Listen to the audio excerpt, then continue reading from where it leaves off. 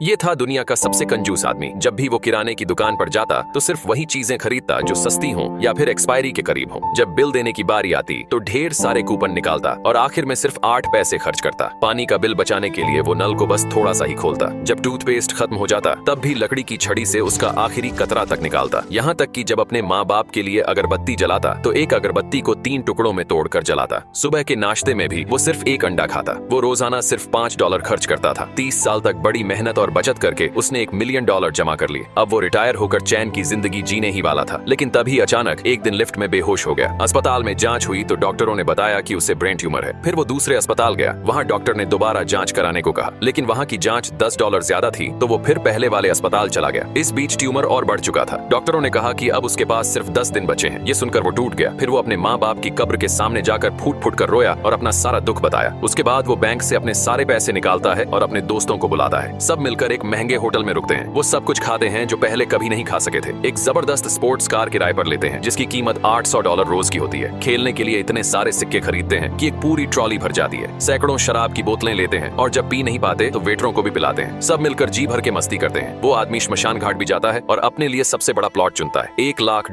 के नकली नोट खरीदता है जो मरने के बाद जलाए जाते हैं। वो मरने वालों वाला मेकअप भी करवाता है ताकि सब कुछ पहले से तय रहे। आखिरी दिन वो अपने घर लौटता है। वहाँ रखी हुई एक एक्सपायरी हो चुकी सॉसेज खाता है और थोड़ी ही देर में बेहोश हो जाता है। उसके दोस्त उसे फौरन अस्पताल ले जाते हैं। जब वो होश में आता है तो डॉक्टर बताते हैं कि उसकी रिपोर्ट गलत थी। उसे ब्रेन ट्यूमर था ही नहीं, असल में उसे फूड पॉइजनिंग हुई थी क्योंकि उसने सड़ी हुई चीज खा ली थी। ये सुनते ही वो जोर जोर से रोने लगता है क्योंकि उसने अपनी पूरी जिंदगी की कमाई कुछ ही दिनों में उड़ा दी थी।